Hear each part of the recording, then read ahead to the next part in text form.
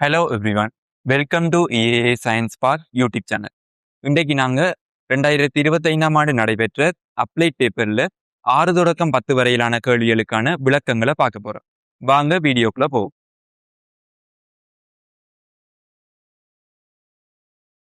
ஆறாவது கேள்வி ஒரு காவி கேள்வி வந்திருக்கு. இந்த காவி கேள்வி தொடர்பான கேள்விக்குள்ள போகும் முன்னுக்கு சில தேரியலை பார்ப்போம். அதாவது ஐக்காவி ஜேகாவி தொடர்பாக பார்ப்போம். ஐக்காவி ஜேகாவி என்ற முதலாவது ஐக்காவியை பத்தி பார்ப்போம். ஐக்காவி என்றது என்னன்னு சொன்னா, கிடைத்திசையில ஓரலகு பரமனுடைய காவியத்தான் நம்ம ஐ என்ற மாதிரி சொல்லுவோம். அதாவது கிடைத்திசையில ஒரு அழகு காவியம் ஐக்காவியன்னு சொல்லுவோம். அதே மாதிரி நிலைக்குத்து திசையில மேல் நோக்கி இருக்கிற ஒரு அழகு காவியம் நம்ம ஜேகாவி என்ற மாதிரி சொல்லுவோம். இப்ப இந்த ஐக்காவியும் ஜேகாவியும் எப்படி இருக்கும்டா, அழகு காவியலா இருக்கும், அதே சமயம் ஒன்றுக்கொன்று செங்குத்தான காவியலா இருக்க போகுது. இப்ப இந்த ஐக்காவிய இன்னொரு ஐக்காவியோட குற்றுப்பெருக்கம் பண்ணா அது ஒன்றண்ட மாதிரி வரும். அதே மாதிரி ஐக்காவிய ஜேகாவியோட குற்றுப்பெருக்கம் பண்ணா அது 0 வரும். இதே மாதிரி இன்னொரு தியரி இருக்கு. அதாவது ஒரு காவிர மட்டுப்பெருமானத்தை எப்படி கண்டுபிடிக்கிறது. ஒரு காவிர மட்டுப்பெருமானம் காணணும்டா அந்த காவிகள் ரெண்டும் அழகு காவிகளாகவும் அதே சமயம் ஒன்றுக்கொன்று செங்குத்தானதாகவும் இருந்தா, அதாவது ஐக்காவி ஜேகாவிமாய் இருக்குன்னு சொன்னா, இந்த காவிர மட்டுப்பெருமானம் அதுல எண்குணத்திர வர்க்கங்கள கூட்டுத்தொகைய வர்க்க மூலம் எடுத்தா வாரதுதான் அதுல மட்டுப்பெருமானமா இருக்கு. அதாவது மட்டுப்பெருமானம்ன்றது இந்த எண்குணங்கள வர்க்கத்திர கூட்டுத்தொகை, அதாவது ஏ வர்க்கம் சக பி வர்க்கத்திர கூட்டுத்தொகைய வர்க்க மூலம் எடுத்தா வாரதுதான் இந்த காவிர மட்டுப்பெருமானமா இருக்கு. இந்த ரெண்டு தியரியை வச்சுக்கொண்டா நம்ம கேள்விக்குள்ள போறோம். இந்த கேள்வியில பாத்தீங்கன்னா ஆரம்பத்துல அல்பா பீட்டா கேமா என்பன மெய்யெண்கள், அதாவது 0 தவிர்ந்த மெய்யெண்கள் என்ற ஒரு தரவு தந்திருக்காங்க. அதே மாதிரி ஏ காவி தந்திருக்காங்க, பி காவி தந்திருக்காங்க.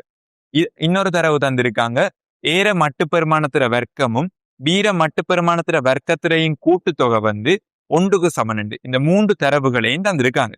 இந்த 3 தரவுகளையும் பயன்படுத்தி இத எனக்கு காட்டுகின்ற மாதிரி கேட்டிருக்காங்க. சோ நமக்கு இந்த சமன்பாடு ஒன்று தெரியும். இந்த சமன்பாட்டுற மட்டுக்காவிர வர்க்கங்களுக்கு பதிலா இதுல இருந்து நம்ம மட்டுக்காவியலை மட்டுப்பெருமானங்களை கண்டு போட்டு அதை இதுல பிரதியிட்டோம்டா இந்த கோவை வரலாமண்டா இடியா விளங்கும். ஏன்னா இங்க ஒன்று இருக்கு, இங்கேயும் ஒன்று இருக்கு. ஆகவே இதுக்கு பதிலா நம்ம பிரதியீடு கொடுத்தா இந்த சமன்பாடு வர வாய்ப்பு இருக்கு. ஆகவே மட்டுக்காவி ஏகாவிர மட்டுப்பெருமானத்தை பார்ப்போம். ஏகாவிர மட்டுப்பெருமானம்ன்றது என்ன, இந்த தியரியை தான் பயன்படுத்த போறோம். அதாவது அல்பா வர்க்கம் சக பீட்டா வர்க்கத்திர வர்க்க மூலம் தான் ஏகாவிர மட்டுப்பெருமானம். அதே மாதிரி பீகாவிர மட்டுப்பெருமானம் கேமா வர்க்கம் சக பீட்டா வர்க்கத்திர வர்க்க மூலமா இருக்க போகுது. இப்ப இவங்கட வர்க்கம் என்று கேட்ட வடிவா இந்த சமன்பாட்டுல ஏகாவிர மட்டுப்பெருமானத்திர வர்க்கம், அதே மாதிரி பீகாவிர மட்டுப்பெருமானத்திர வர்க்கம் என்று கேட்ட வடிவா நான் இது ரெண்டையும் வர்க்கிச்சு போட்டு கூட்டி எடுத்திருக்கேன். இப்ப இதை கொண்டு நம்ம இதுல பிரதியிட்டம் என்று சொன்னா இதே மாதிரி வரப்போகுது. அதாவது அல்பா வர்க்கம் சக பீட்டா வர்க்கம் சக கேமா வர்க்கம் சக பீட்டா வர்க்கம் வரும். இதை சுருக்கி எடுத்தீங்கன்னு சொன்னா அவங்க கேட்ட எனக்காட்டுக்கு வரப்போகுது. இதை நான் முதலாம் சமன்பாடு லேபிள் பண்ணியிருக்கேன். பின்னுக்கு வர கேள்விக்கு இது உதவ போகுது. ஆகவே முதலாம் சமன்பாடு அவங்க சொன்னதை எடுத்துட்டேன். அடுத்த இன்னொரு தரவு சொல்லியிருக்காங்க, ஏகாவியும் பீகாவியும் ஒன்றுக்கொன்று செங்குத்தானது. ஏகாவியும் பீகாவியும் ஒன்றுக்கொன்று செங்குத்தானதுண்டா கேமாட பெருமதி என்னட்டு கேட்டிருக்காங்க. ஒன்றுக்கொன்று செங்குத்தான காவிகள் என்றா அந்த காவிகளோட குற்றுப்பெருக்கம் 0 இருக்கு. ஆகவே ஏகாவிய பீகாவியால குற்றுப்பெருக்கம் பண்ணா அது 0 இருக்க போகுது. இப்ப ஏகாவி அவங்க தந்திருக்கிறத கொண்டு இங்க போட்டிருக்கேன். அதே மாதிரி பீகாவிக்கும் அவங்க தந்ததை கொண்டு போட்டிருக்கேன். இப்ப இதை நம்ம அடைப்பு நீக்கி சுருக்கக்குள்ள இந்த ஐடியாவை பயன்படுத்த போறோம். அதாவது அல்பா ஐயையும் கேமா ஐயையும் பெருக்கணும் என்று சொன்னா அல்பா கேமாண்டு வரும். ஏன் ஐதர ஐ ஒன்று தெரியும். ஆகவே அல்பா கேமாண்டு வரப்போகுது. அதே மாதிரி அல்பா ஐயையும் சய பீட்டா ஜேயையும் பெருக்குனா ஐ இன்டு ஜே என்று வருது. ஐ இன்டு ஜே 0 என்று தெரியும். ஆகவே இந்த பெருக்கத்தை எடுக்க தேவை.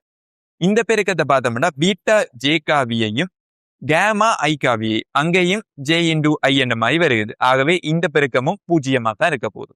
இங்கெல்லாம் பாத்தீங்கன்னா பீட்டா ஜே காவிய சய பீட்டா ஜே காவியால பெருக்கும். அப்படி பெருக்கக்குள்ள பாத்தீங்கன்னு சொன்னா ஜே இன்டு ஜே ஒன்றண்ட மாதிரி வரும். ஐ இன்டு ஐ ஒன்றண்டா ஜே இன்டு ஜேயும் ஒன்றண்ட மாதிரி வந்துடும். ஆகவே சய பீட்டா வர்க்கம் என்று வரப்போகுது. ஆகவே அல்பா கேமா சய பீட்டா வர்க்கம் என்று இந்த பெருக்கத்தை பெருக்கி சுருக்குனா விட வந்திருக்கு. இது பூஜ்ஜியமா இருக்கு. ஏன் பூஜ்ஜியமா இருக்கும்? ஒன்றுக்கு ஒன்று செங்குத்தானது. ஆகவே அல்பா கேமா சமன் பீட்டா வர்க்கம் என்ற மாதிரி எடுக்கலாம். இப்ப கேமா தான் கேட்டிருக்காங்க. இன்னொரு தரவு தந்திருக்காங்க. அல்பா வந்து ஒண்டிங்கிள் 3 தந்திருக்காங்க. அப்ப நான் இங்க இருக்கிற அல்பாக்கு பதிலா ஒண்டிங்கிள் 3 போட்டா கேமாவிங்கிள் 3 சமன் பீட்டா வர்க்கம் என்று வரப்போகுது. நான் ஏன் இங்க கேமா பெரிது பூஜ்ஜியம் என்று எடுக்கணும்டா, கேமா வந்து சிறிதா இருந்தா, பூஜ்ஜியத்தை விட சின்னனா இருந்தா, அதாவது மைனஸ் பெருமதியா இருந்தா பீட்டாவை காணக்குள்ள ஒரு வர்க்க மூலம் எடுப்போம். வர்க்க மூலத்துக்குள்ள மைனஸ் வந்துடும். வர்க்க மூலத்துக்குள்ள மைனஸ் வந்தா அது ஒரு கற்பனை எண், மெய்யெண்ணாக இருக்காது. இங்க இவங்க பீட்டா வந்து மெய்யெண் என்ற ஒரு தரவு தந்திருக்காங்க. ஆகவே கேமா வந்து கட்டாயம் பெரிது பூஜ்ஜியமா தான் இருந்திருக்கும். இந்த முடிவை இவடத்தை எடுத்து வச்சிருக்க, அதுவும் பின்னுக்கு யூஸ் ஆகுது. இப்ப நான் கண்ட முதலாவது சமன்பாட்டுல கொண்டு வந்து பீட்டா வர்க்கம் இருக்குது. இந்த பீட்டா வர்க்கத்துக்கு பதிலா கேமாவிங்கிள் 3 போடலாம். அதே மாதிரி கேமா வர்க்கம் அதே மாதிரி வரும். அல்பா வர்க்கத்துக்கு பதிலா அல்பா ஒண்டிங்கிள் 3 தெரியும். ஆகவே அல்பா வர்க்கத்துக்கு பதிலா ஒண்டிங்கிள் 3 முழுவையும் வர்க்கம் என்று போடலாம்.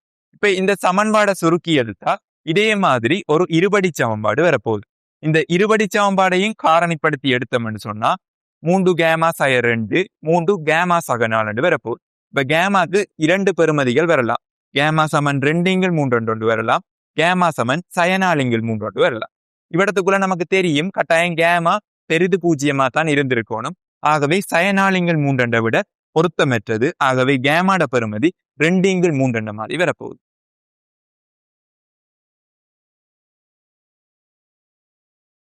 ஏழாவது கேள்வி ஒரு சமநிலை கேள்வி வருது.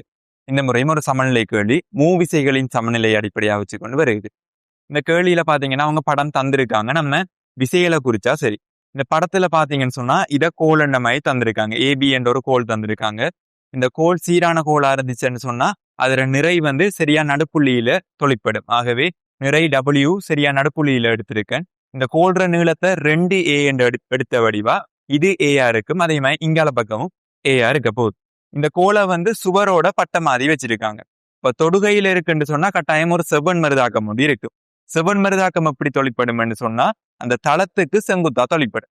இங்க தளம் வந்து நிலைக்குத்த தளமா இருக்கு. ஆகவே இந்த தளத்துக்கு செங்குத்தாண்டக்குள்ள கிடையாக ஒரு மருதாக்கம் R தொழிற்பட போகுது.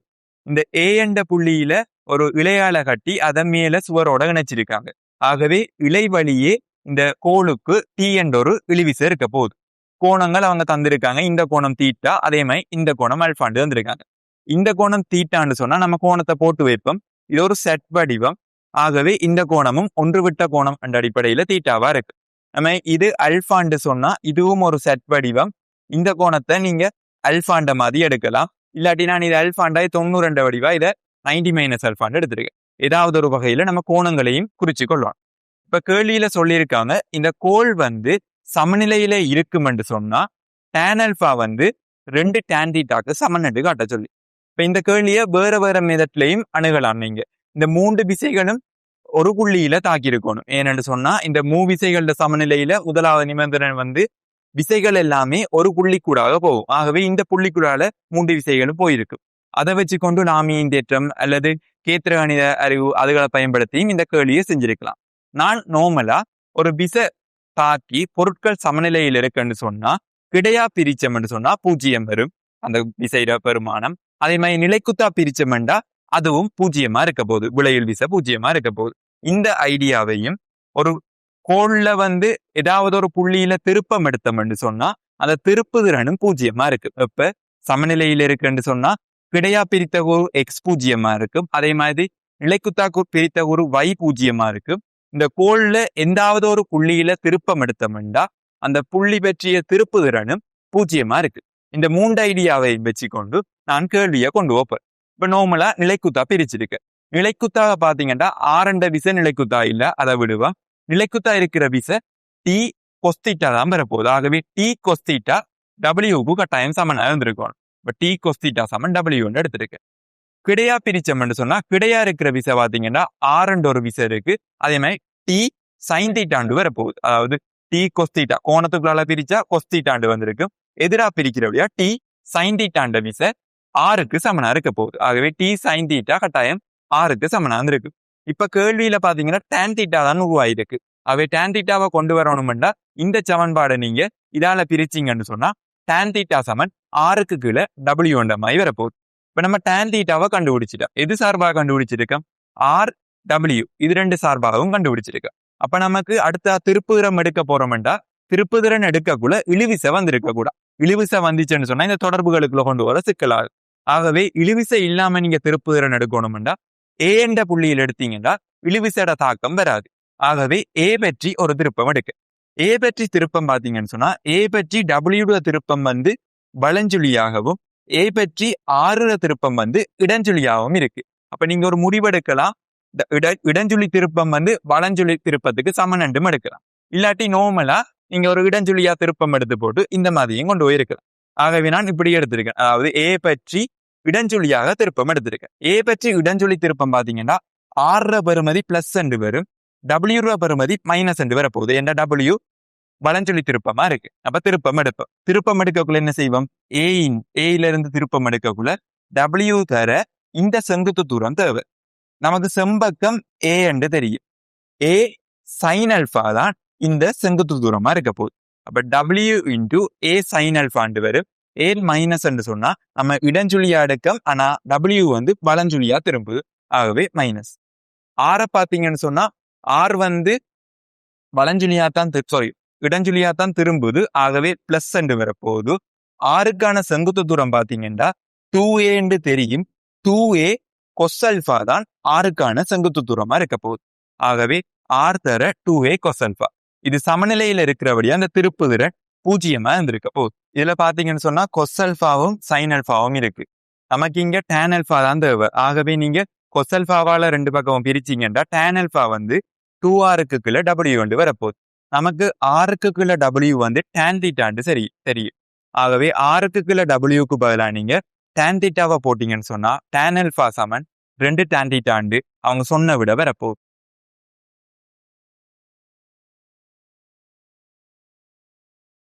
எட்டாவது கேள்வி வளமையா ஒரு உராய்வு கேள்வி ஒன்று வாரது. உராய்வுல வளமையா வந்து கேள்வி வந்து வேற மாதிரி வாரது. இந்த முறை வந்து சமநிலை என்ற கன்செப்ட், அதாவது நம்ம எப்படி 7வது கேள்வி செஞ்சோமோ அந்த 7வது கேள்வி செஞ்ச மாதிரி தான் 8வது கேள்வியும் போற மாதிரி வந்திருக்கு. ஆனா வளமையா வர கேள்வி எப்படி வரும்னு சொன்னா மொட் ஆஃப் எஃப், அதாவது உராய்விசையோட பருமன் வந்து மியூஆரை விட சின்னனா இருக்கும் என்ற மாதிரி எடுத்து தான் கேள்வி வாரது. ஆனா இந்த முறை எப்படி வந்திருக்குன்னு சொன்னா இந்த சமநிலை ஐடியாவெல்லாம் விட்டு போட்டு F7 மியூஆரை டிரெக்டா பாவீங்கன்னு சொல்லி அவங்களே விசைகளையும் குறிச்சு கேள்வியை இலவுபடுத்தி இருக்காங்க. இப்ப இங்க கேள்வியில சமநிலைண்டா அவங்க தந்திருக்காங்க. சமநிலைண்டா என்ன? 7வது கேள்வி எப்படி நம்ம செஞ்சோமோ அதே மாதிரி தான் இந்த கேள்வியை மூவ் பண்ணி போறோம். எப்படி கிடையா பிரிச்சா விசை பூஜ்ஜியமா இருக்கும், அதே மாதிரி நிலைக்குத்தா பிரிச்சாலும் பூஜ்ஜியமா இருக்கும். இந்த பொருள்ல எந்த புள்ளி பற்றி நீங்க திருப்பம் எடுத்தாலும் அந்த புள்ளி பற்றிய திருப்பம் பூஜ்ஜியமா இருக்கு. அதே ஐடியாவை தான் இந்த கேள்விக்குள்ளையும் திரும்ப கொண்டு வர போறோம். அப்படி கொண்டு வந்து கொஸ்தீட்டா வந்து இந்த பெருமானத்தை எடுக்குமென்று காட்ட சொல்லி கேட்டிருக்காங்க. இப்போ கொஸ்தீட்டாவை பார்த்தோம்னு சொன்னா இதைத்தான் தீட்டாண்டு குறிச்சிருக்காங்க, விசையெல்லாம் குறிச்சிருக்காங்க. இது ஒரு வளையம். இந்த வளையத்துல டபிள்யூ இந்த வளையத்துல நிற வந்து டபிள்யூ எக்ஸ்ட்ராவா ஒரு டபிள்யூ இணைச்சிருக்காங்கன்னு சொல்லியிருக்காங்க. விசைகள் அவங்க படத்துல குறிச்சு தந்திருக்காங்க ஏற்கனவே. இதுல கொஸ்தீட்டான்றது எங்க கொண்டு வரலாம்னு பாத்தீங்கன்னா இவ்விடத்தான் தீட்டா வந்திருக்கு. அப்ப இந்த நீளத்தை பிரிக்கக்குள்ளான் கொஸ்தீட்டா வரும். ஆகவே இந்த புள்ளி வெற்றி ஒரு திருப்பம் எடுக்க வேண்டி வந்திருக்கு. அதை பிறகு பார்ப்போம். இப்ப வந்து R1 R2 எல்லாம் நமக்கு தெரியா. ஏன்னு சொன்னா R1 R2 கேள்வியில அவன் கொண்டு வரல. ஆகவே தனித்தனிய R1ஐயும் R2ஐயும் கண்டுபிடிக்கணும்னு சொன்னா கிடையாகவும் நிலைக்குத்தாவும் பிரிக்க வேண்டி இருக்கு. இப்ப நான் கிடையா பிரிச்சிருக்கேன். கிடையா பிரிச்சோம்னு சொன்னா சமநிலை என்ற வடிவா மியூ R1 வந்து கட்டாயம் R2க்கு சமனா இருக்கு. அதே மாதிரி நிலைக்குத்தா பிரிச்சோம்னு சொன்னா 2W கீழ் நோக்கி 2W இருக்கு. அது வந்து மியூ R2க்கும் R1க்கும் சமனா இருக்கு. இப்ப இந்த ரெண்டு சமன்பாடையும் வச்சுக்கொண்டு இரண்டும் ஒருங்கமை சமன்பாடுகள் என்ற வடிவா R1ஐயும் R2ஐயும் தனித்தனியே காணலாம். எனக்கு இதை சுருக்கி எடுக்கக்குள்ள R1 வந்து 2Wக்கு கீழே மியூ வர்க்கம் சக ஒன்று வருகிறது. ஆகவே R1 தூக்கி இதுல கொண்டு வந்து போட்டோம்னா R2 வந்து 2 மியூ Wக்கு கீழே மியூ வர்க்கம் சக ஒன்று வரப்போகுது. இப்ப நம்ம ஓ பற்றி திருப்பம் எடுத்தா தான் கொஞ்சம் நல்லா இருக்கும். ஏன்னா ஓ பற்றி திருப்பம் எடுத்தோம்னா கொஸ்தீட்டா வந்துடும், ஈஸியா கேள்வியை முடிச்சிடலாம். ஆகவே ஓ பற்றி திருப்பம் எடுக்கு. ஓ பற்றி திருப்பம் எடுத்தோம்னு சொன்னா சமநிலை வழியா எல்லா திருப்பமும் பூஜ்ஜியமா இருக்கணும். ஓ பற்றி திருப்பம் இடஞ்சுழியா எடுக்க. ஓ பற்றி இடஞ்சுழியா இருக்கிற விசைகள் வந்து மியூ R1ம் மியூ R2ம் இருக்கு. மியூ R1க்கான செங்குத்து தூரம் வந்து A என்று வரப்போகுது. ஆகவே ஓ பற்றி திருப்பம் மியூ R1 இன்டூ ஏ என்று வரும். அதே மாதிரி மியூ R2 திருப்பம் வந்து மியூ R2 இன்டூ ஏ என்ற மாதிரி வரப்போகுது. ஏன்டா ஆரைகள் என்றபடியா எல்லாமே ஏ என்று வரப்போகுது. இப்ப இந்த டபிள்யூ திருப்பமும் இருக்கு. இவங்க 3 பேர்ற திருப்பமும் இருக்காது. டபிள்யூ திருப்பம் இருக்க போகுது. டபிள்யூ திருப்பம் எப்படி இருக்குமெண்டா ஓ பற்றி இங்கால பக்கம் இருக்க போகுது. வலஞ்சொலி திருப்பமா இருக்க போகுது. ஆகவே மைனஸ் போட்டிருக்கேன். ஓ பற்றி டபிள்யூ திருப்பம் பாத்தீங்கன்னா இந்த செங்குத்து தூரத்தை கண்டுபிடிக்கணும். இந்த செங்குத்து தூரம் வந்து ஏ கொஸ்தீட்டாண்டு வரப்போகுது. ஆகவே ஏ கொஸ்தீட்டா இன்டூ டபிள்யூ வரப்போகுது. இங்க நம்ம கொஸ்தீட்டாவை கொண்டு வந்துட்டோம். இங்க இருக்கிற கொஸ்தீட்டாவை இங்க கொண்டு வந்துட்டோம். இந்த கொஸ்தீட்டாவை காண்றதுக்கு R1 தெரியா R2 தெரியா மேல கண்டிருக்கும். அப்ப R1க்கு பதிலா இந்த கோவையை போடுவேன். அதே மாதிரி R2க்கு பதிலா இந்த கோவையை போடுவேன். போட்டு சுருக்கி எடுத்தோம்னு சொன்னா கொஸ்தீட்டா சமன் அவங்க சொன்ன விட வந்திருக்கு.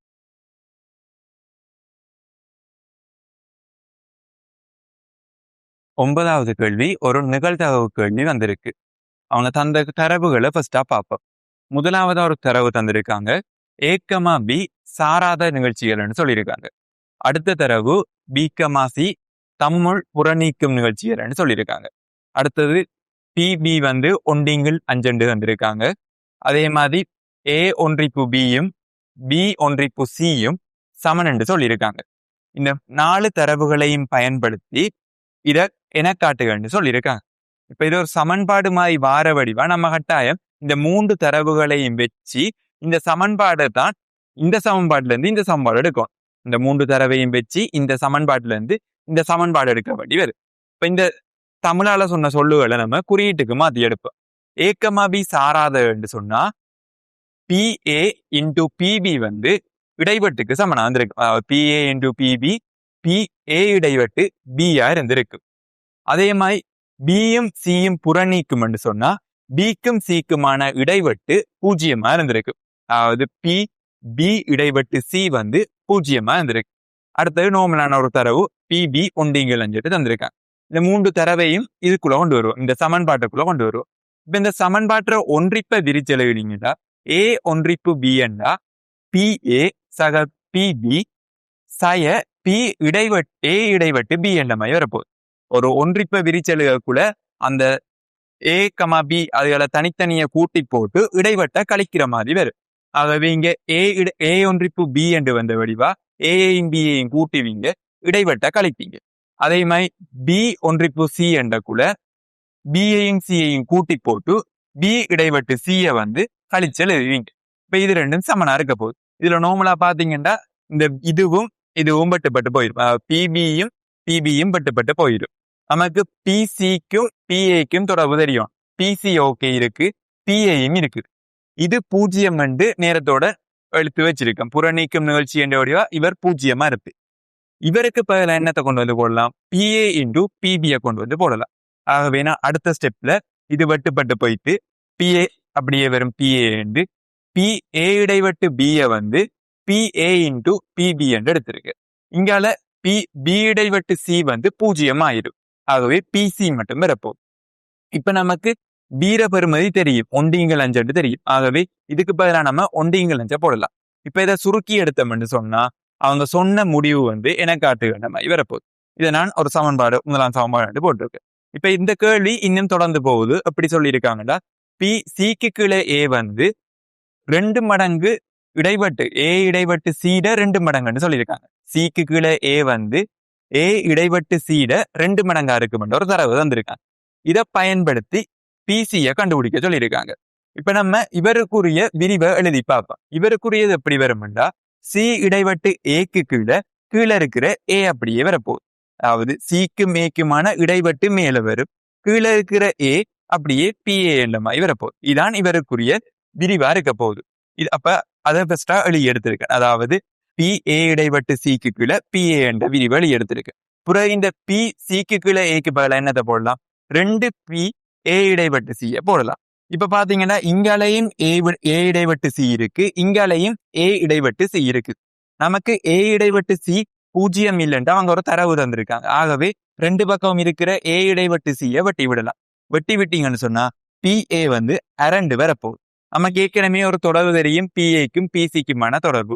ஆகவே இந்த தொடர்புல கொண்டு வந்து 2 விடையை கொண்டு வந்து போட்டோம்னா 4/5 இன்டு அரை வந்து பிசிக்கு சமனா இருக்க போகுது. இதை சுருக்கி எடுத்தீங்கன்னு சொன்னா பிசி வந்து 2/5 என்ற மாதிரி வரப்போகுது.